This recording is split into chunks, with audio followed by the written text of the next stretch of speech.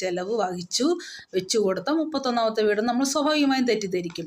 എന്നാൽ അതിൻ്റെ സത്യാവസ്ഥ എന്ന് പറയുന്നത് ലൈഫ് ഭവന പദ്ധതിയിൽ കിട്ടിയ വീട് 4 ലക്ഷം രൂപയ്ക്ക് ഒരു വീട് പൂർത്തിയാവില്ലെന്ന് എല്ലാവർക്കും മനസ്സിലാവും. അപ്പോൾ അത് പൂർത്തിയാക്കാൻ പറ്റാത്തത് കൊണ്ട് അതിൻ്റെ ബാക്കി അതിന്ന് കിട്ടിയത് പോയിട്ട് ബാക്കി വന്ന ചിലവെല്ലാം വഹിച്ചത് ടോണിച്ചായനായിരിക്കാനാണ് സാധ്യത. അപ്പോൾ അതുകൊണ്ട് പുള്ളി അതിൽ പൈസ വഹിച്ചത് കൊണ്ട് പുള്ളി പറഞ്ഞു എൻ്റെ 31ാമത്തെ വീടെന്ന്.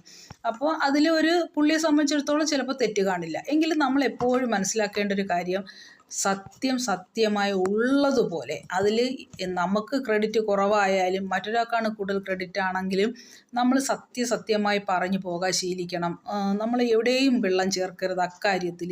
അത് നമുക്ക് പിന്നീട് നമ്മൾ കെട്ടിപ്പൊക്കിയ എല്ലാ നിലകളും തകർന്ന് മണ്ണടിയാനിടയാവും, നമ്മുടെ CJ റോയ്ക്കൊക്കെ സംഭവിച്ചതുപോലെ. അപ്പോൾ അതുകൊണ്ട് ഒരിക്കലും അങ്ങനെ വരാതെ നമ്മൾ എന്ത് ചെയ്യണം, ടോണിച്ചായന് പറയാമായിരുന്നു